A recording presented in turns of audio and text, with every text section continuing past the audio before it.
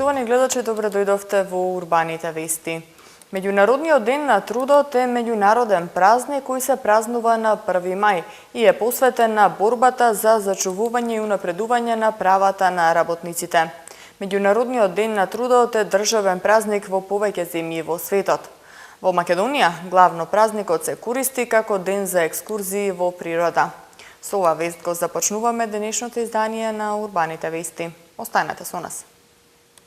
Искршени или оштетени сообраќајни знаци на секој чекор во Скопје.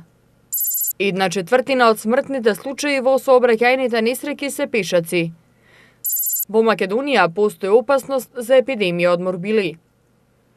Од 2 мај започнуваат уписите на ученици во прво оделение. И покрај многобројните апели за совесно однесување со вертикалната сигнализација на улиците, сликата на терен покажува дека вандализмот се уште е многу присутен кај граѓаните. Екипите на јавното претпријатие Улици и патишта вршат редовна контрола на поставената вертикална сигнализација со цел да се овозможи безбедно одвивање на сообраќајот. Тие ги санираат штетите направени на сообраќајните знаци, а онаму каде што знакот е целосно уништен и не може да се поправи, се заменува со нов. Сообраќајните знаци како дел од цевкупната сообраќајна сигнализација се единствен начин за безбедно возење и пристигнување на саканата дестинација без потешкоти и последици. Секогаш се поставуваат на видни места и содржат јасна порака, упатена до возачите, пешаците или велосипедистите. За жал, честопати се соочуваме со скршен или оштетен знак кој изгубил основната намена да информира за состојбата на патот. За да ја видиме состојбата со сообраќајните знаци, излеговме низ скопските улици и со нашата камера забележавме што се случува токму со вертикалната сигнализација. Одговор за ваквата слика побаравме од јавното претпријатие Улици и патишта, од каде што ни потврдија дека се запознати со проблемот и веќе работат на замена на старите искршени знаци на територија на Скопје. Она што најмногу загрижува е податокот со кој располагаат одговорните, дека најголем број на оштетени сообраќајни знаци има во општина Чаир, како и во останатите населени места каде што се поставени тројазични табли.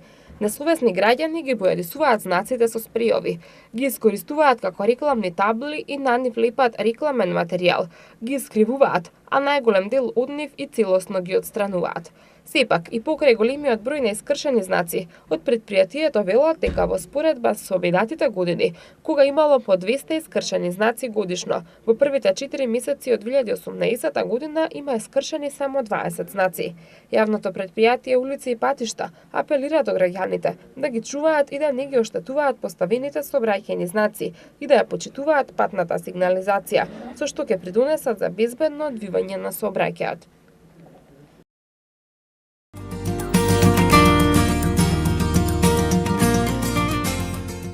Речиси нема полициски билтен без информација за повреден пешак во сообраќајни несреќи.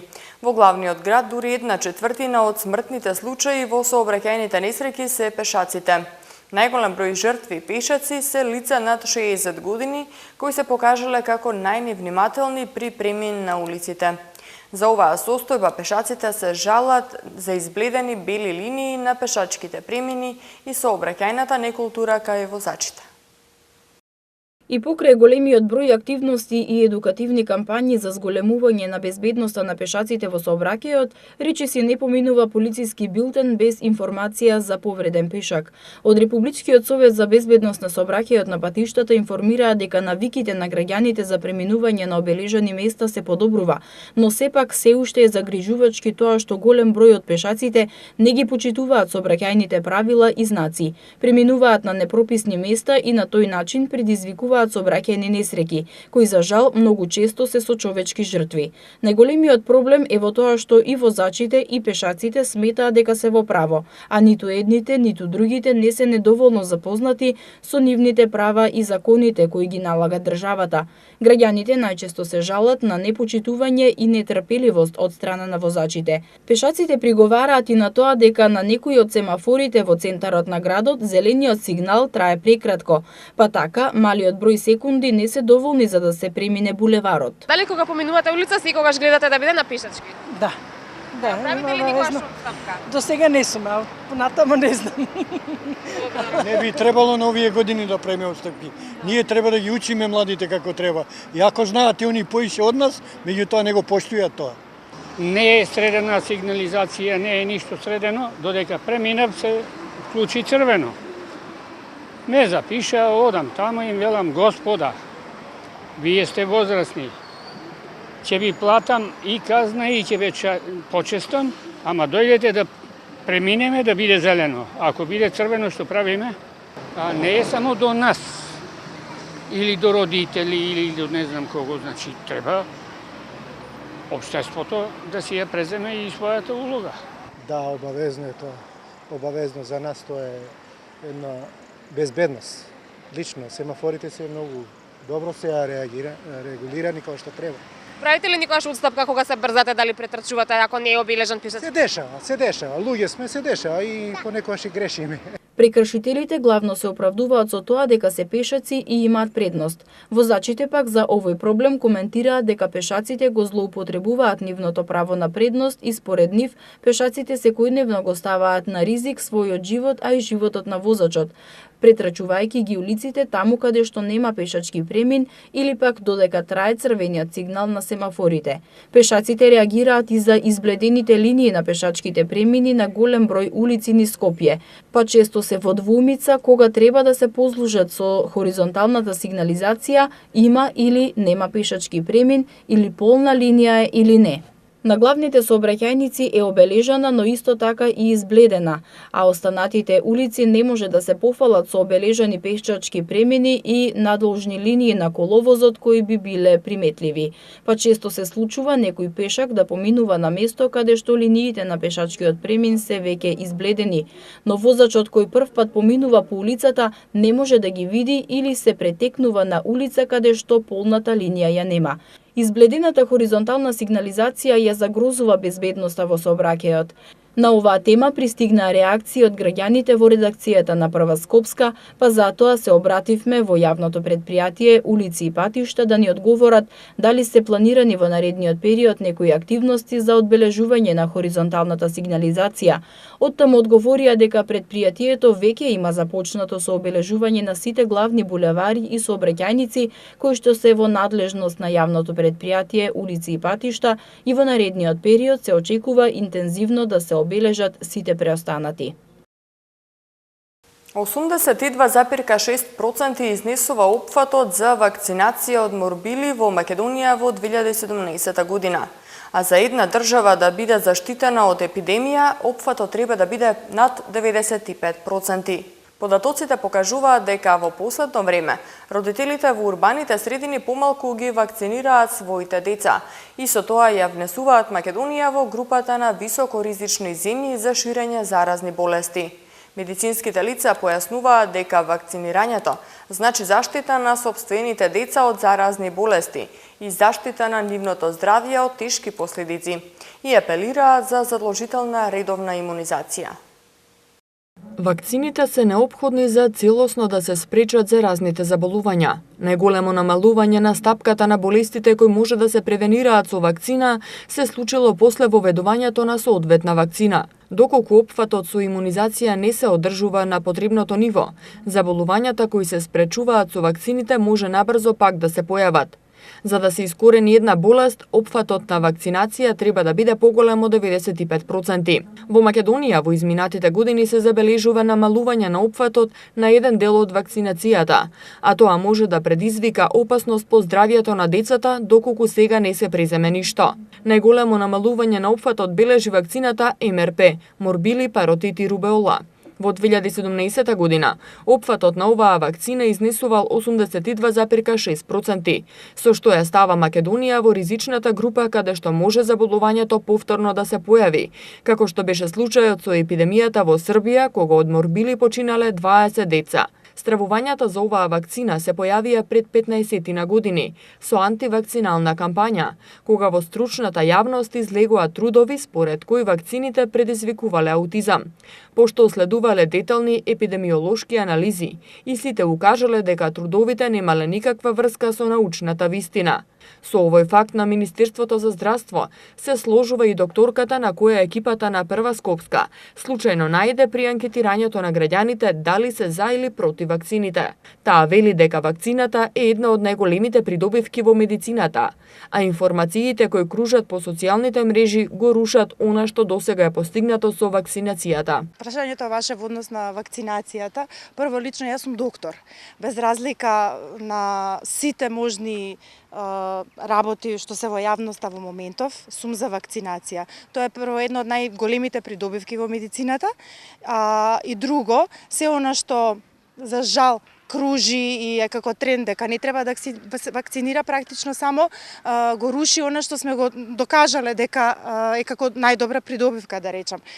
Нема никакви студии кои што велат дека аутизмот, она што ги плаши луѓето за да бидат против вакцинирањето, е предизвикан од вакцинацијата, односно најновите па сега студии се дека и оние деца кои што не се вакцинирани заболуваат од аутизам, односно не се намалува стапката на аутизам ако детето не е и децата не се вакцинирани, така да родители сите треба да си ги вакцинирате вашите деца за да си ги заштитите и да ги заштитите и другите дечиња околу. Според здравствените работници, социјалните мрежи се најголемите виновници за намалување на опфатот на вакцинација, затоа што се пренесуваат непроверени и неточни информации. Низ земјава поминуваат многу луѓе од земји со здравствен ризик, па лесно може да ни пренесат и заразни болести, што е најопасно за невакцинираните. Затоа единствена заштита е вакцинацијата. Здравствените работници ги советуваат родителите да не подлегнуваат на притисоците од социјалните мрежи, туку да бараат совет од медицинско лице, стручно и едуцирано што работи со вакцини и да подразмислат за бенефитот од вакцината. По вакцинирањето, единствено може да се јави малку покачена телесна температура и грчеви од зголемена температура. Во Македонија најголем опфат на вакцинација има во општините Дебари, Центар, Жупа и изнесува над 98%. И овој висок процент е присутен повеќе години поред, а се вакцинираат деца и на печалбарите кога ќе дојдат на одмор во Македонија. Министерството за здравство соопшти дека минатата година била вакцинирани над 130.000 деца, а над 100 родители кои не ја исполниле обврската биле парично казнети. Дел од нив ја платиле казната, а дел биле препратени на суд. Казната за невакцинирање изнесува од 300 до 650 евра. Во светски рамки 116 милиони деца ги примаат основните вакцини, а 19 милиони ги имаат пропуштено. Сепак, кај нас голем дел од родителите ги вакцинираат своите деца, а и според анкетираните граѓани кои ги запрашавме дали се за или против вакцинација, нивните одговори беа потврдни, односно тие се за вакцинација и ги вакцинираат своите деца или внуци. Што мислите за вакцините? Дали го вакцинирате вашето внуче? Го вакцинирам. Да, што мислите, дали треба или не треба да се вакцинира? Треба за треба, некако не се, колку се безбедни, тоа друга работа, знаат производители. За, да. И моите деца сум ги вакцинирала и внуците сите се вакцинирани. Верувам во стручноста на тие што одлучуваат да се вакцинираат децата. Така да нема проблем што се однесува до вакцините. Барем за моето семејство. Плашиме од народот што кажува дека нашиве не биле прочистени многу и од реакциите нешто да не се случи.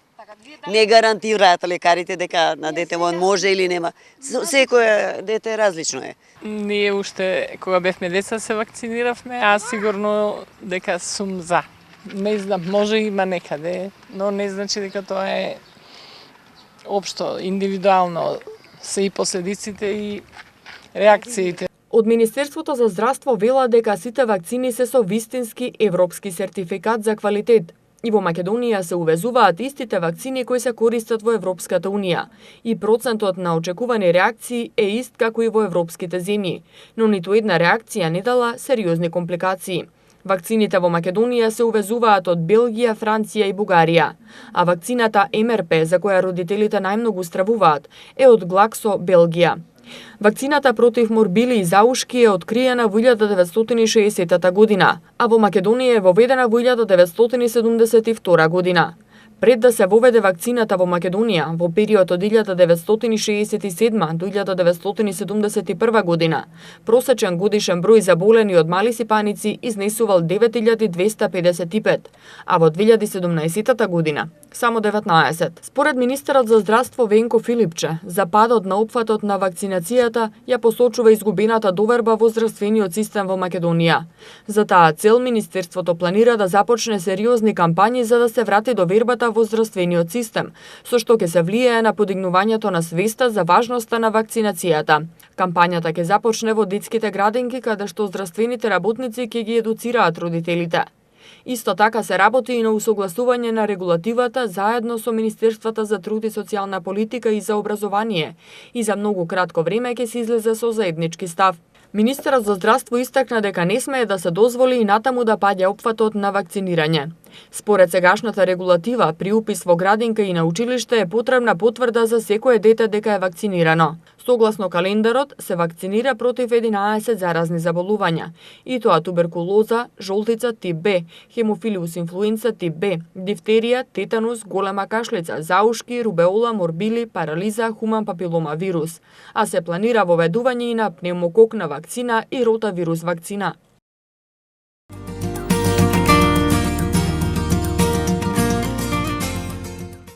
Од 2 мај започнуваат уписите на ученици во прво оделение. Во учебната 2018-2019 година може да се запишат деца кои до 31 декември ќе наполнат 6 години, а по барање на родителите можат и оние деца кои 6 години ќе наполнат до 31 јануари 2019 година.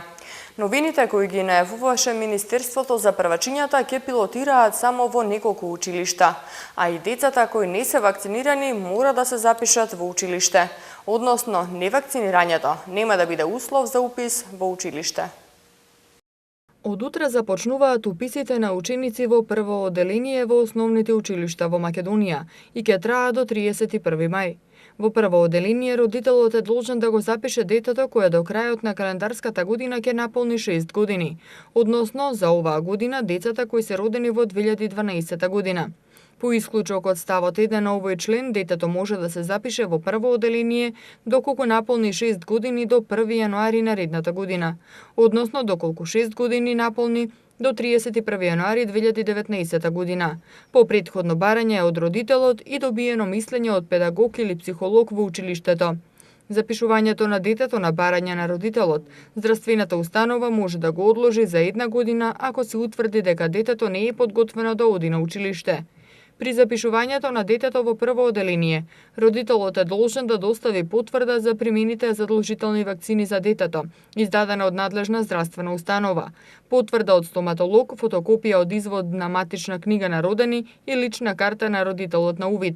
Основното училиште е должно да ги опфати учениците од својот реон. Министерството за образование и наука најави новини за првачињата од септември како намалување на бројот на часови, време троењето на часот, намалување на бројот на ученици во оделение. А министерката Рената Десковска посочи дека од септември новините ќе се воведат како пилот во неколку училишта. Во тек е дебатата околу законот за основно образование, каде што треба да имаме ограничување на бројот на часовите со кои што ќе се соочат првачињата.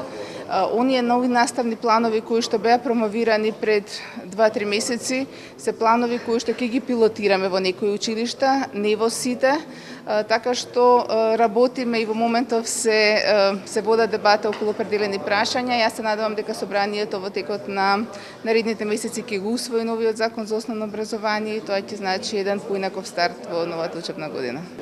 За новите наставни планови кои што беа промовирани, кои што значат сосема различен концепт од она што досега се предаваше, ќе направиме пилот бидејќи сакам да бидеме сигурни во она што го предлагаме кога ќе се влезе во сите училишта. Времето утре ќе биде сончево со мала до умирена облачност. Попладне во планинските предели со краткотраен дожд. Ќе дува умерен југоисточен ветер, а максималната дневна температура ќе се движи од 25 до 31 степен. Во Скопје утре времето ќе биде претежно сончево со температура до 29 степени, в четврток 25 и в петок 27 степени. Тоа беше се што ви подготвивме во ова издание на Урбаните вести на Прва Скопска. Ви благодарам на вниманието, имајте пријатна вечер со нашата програма.